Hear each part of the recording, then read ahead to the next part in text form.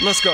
I'm better than ever, they never been better than I. Regarded the hardest and I ain't even reaching my prime. They hate that I'm great and they faking I'm real as they come. So sit back and let me show you how this shit is done. My composition, my propositions, I'm raping the system. I'm killing the competition and all of y'all are my victims. Eyes and oohs as I'm ripping the instrumental. Lyrical, individual, never been sentimental. I'm so hot every time that beat drop. And when I say I'm raping the system. What is good, boxing fans and gamers? It's your boy FightNightsFinest, the Sophie commentator, back with another Fight Night Champion online ranked match. It's been a while since you guys seen a fight from my own perspective. Had a lot of capture card issues.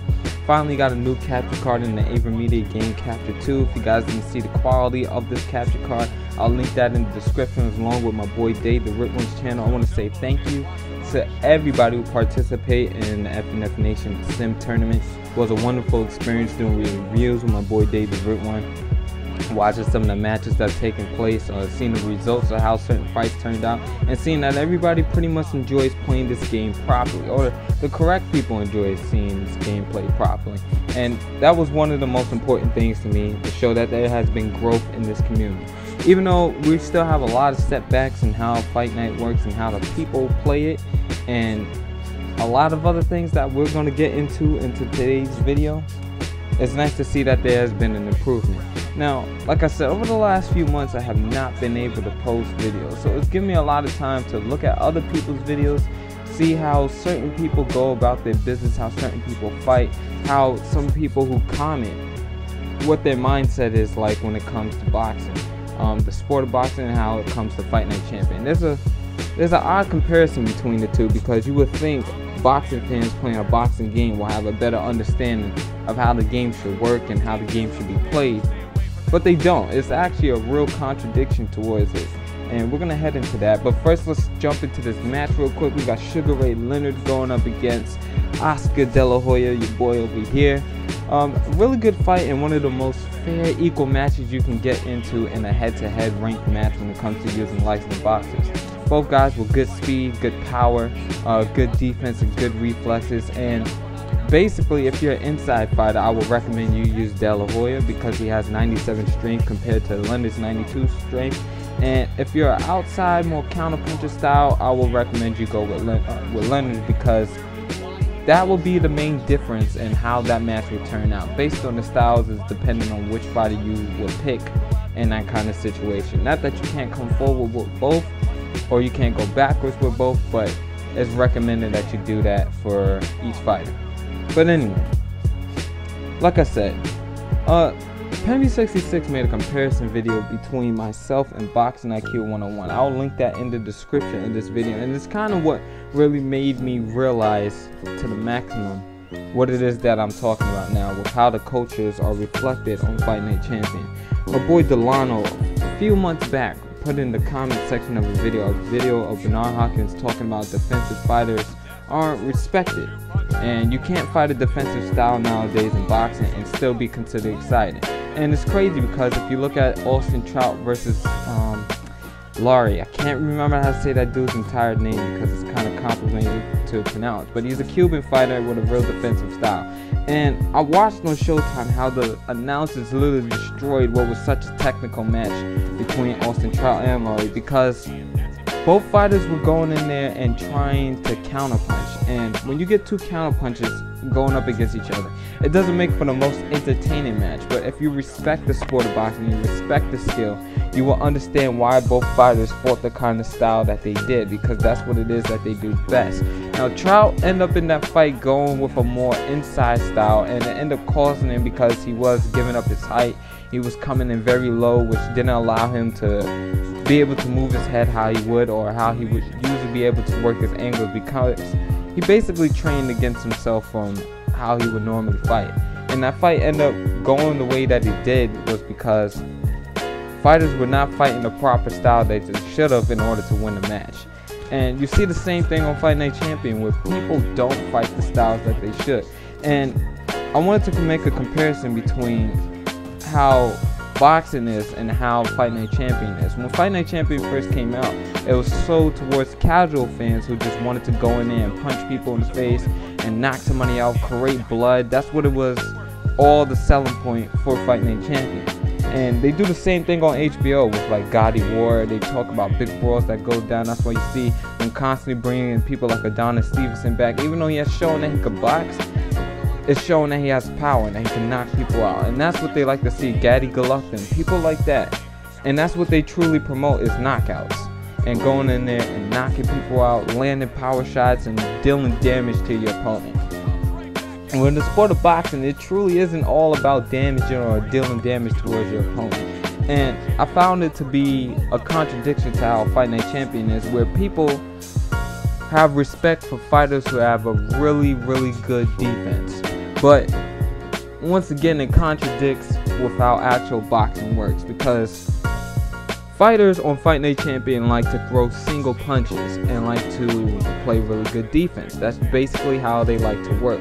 But it's not, the great ones aren't the people who weren't active. Those aren't the fighters who are truly respected in the sport of boxing today. You see some of them are hated. Some people really don't even know who those type of fighters were, because they didn't go out there, they didn't sell tickets, and they weren't great with what they needed to be great with. Boxing is about punching and throwing punches. And like I said, once again, it's a contradiction to how Fight Night Champions play, because most of you guys like to see the people with really good defense. But the way that you play defense on Fight Night Champion, you can't play it how you should in an actual boxing fight. Well, you could, but you won't get that 20 or 19% landed that some of you guys really enjoy watching. I feel like when I played defense as a fighter on Fight Night Champion, I played towards a simulation style where I could be in front of you and block punches. If you look at Floyd Mayweather, he doesn't really run around the ring like how some people will figure. He will stand right there in the pocket with you and block every punch that you have to throw. Look at his fight versus Canelo.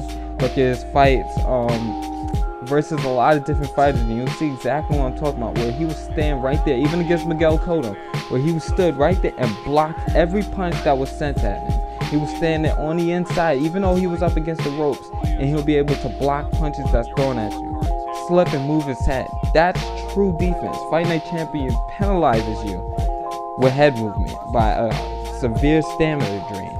They take out some of the defensive aspects. If you stand in there with textbook block, and I know I hit that pump block at the right time, why should a jab to the body connect if I already knew it was coming? There's times where you will move your head to slip a punch, and it was like the punch will follow you almost as if it was magnetic. And that just goes to show you what the game really thinks about defense. Now, the only defense that I really find, or the only block style I really find that's truly effective against guard and everything, is the Philly shell. And Philly shell fighters are basically the best defensive fighters known to man. They have the shoulder roll defense. They're able to slip and weave and use their body to protect themselves from getting hit in the face, or they will take one shot so they can come back with a harder shot. And even the greatest defensive fighters of all time throw combinations. They go out there and they throw punches. That's true defense, when you're able to block a few so you can come back with more, which is the whole point of defense. But most people don't see it like that on Fight Night. They see it as, I can throw a single punch, run around the ring for the next 10 to 15 minutes and constantly just pump block, or constantly sidestep in order for me to get a cheap counter. And you guys respect that.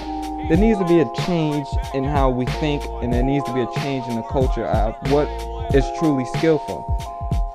A fighter who can play good defense or have decent defense and can come back with punches is a true skillful player, because that's the whole point of defense, is to set up your offense. Now, not to say that you can't win matches going based on your defense, but your defense is only a setup to what you can do offensively. There's defensive fighters, but they also have really good offense. Don't believe me? Let's look at some of the best defensive fighters known to man. One of the best counterpuncher of all time is James Toney. Anybody who watches James Toney's fights know this for a fact. James Toney threw combinations. He throws punches to the head and to the body. He will put multiple punches together while on the inside, slip, bob and weave, and able to block punches all in one go. And that is true defense. Floyd Mayweather does the same thing, blocks punches extremely well, and then comes back with combos, lands 3 or 4 punches in a row. He will put forth his defense so that he can set up his offense and show you that he can't be hit. That was the whole point of his defense. Willie Pep even threw combinations and threw a bunch of jabs and are the punches that can go ahead and land after setting up with magnificent defense. Pernell Whitaker, great defensive fighter, but he threw combinations, he threw a bunch of punches. So that should show you what a true defensive style looks like, as a guy who's able to block punches so he can come back with combinations. That's true skill. Not a person who's going to stand in the middle of the ring and constantly sidestep to catch one uppercut or catch one straight and then dip for the rest of the match. That's not a true defensive fighter, and that's not a true great fighter. True skill comes from a guy who's able to put them together, put more than one punch together at a time, and have amazing time and amazing blocking skills all at once. Now, I'm not taking anything away from anybody who fights a defensive style without throwing many combinations. I'm not saying every time you block punches it should be so you can come back with offense. But that should be the stable, is that combinations is the key to success. You look at Muhammad Ali, great successful fighter. Excellent jab, but he had fast hands and he knew how to put them together when the time came. You look at any of his fights and Ali threw combos. He threw more than one punch at a time at times. Sometimes he'll set up his jab most of the time, or he'll look nice by being able to float around the ring with his brilliant footwork. But when it came down to him putting forth offense, he definitely did. Check out Muhammad Ali Amazing Speed. It's a montage on YouTube. That's also where I get that background sound that you hear me using some of my videos. Excellent montage that's put together. Roy Jones Jr., great defensive fighter, had beautiful movement, able to slip punches, weave, and everything in one bend. He was a perfect fighter in my opinion, besides his bad chin and not knowing when to get out of boxing. But he had amazing defense, being able to slip and move his head and block punches as well. But he's known for throwing combinations. Everybody knew Roy Jones was coming to throw punches at you.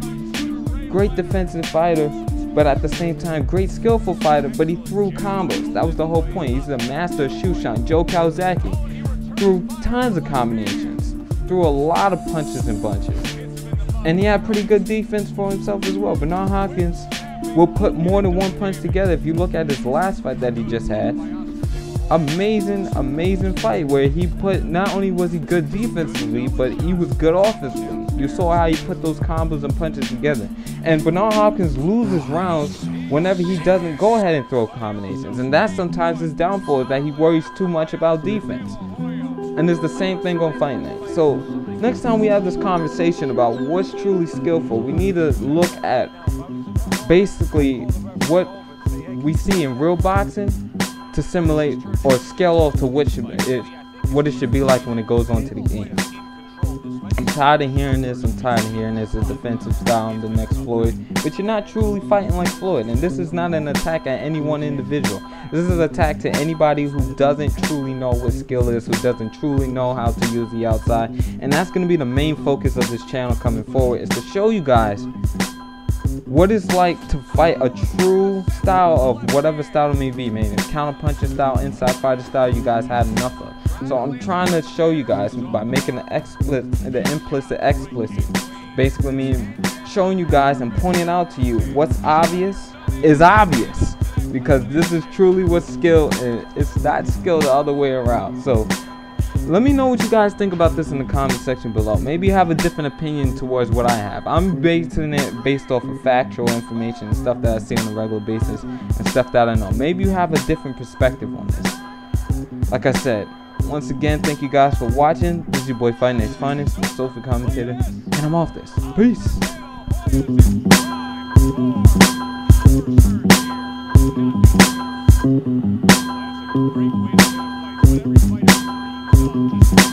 I told you, brother, I'm the chronicle of our struggles, the voice of the families like Moses, only keeping it real.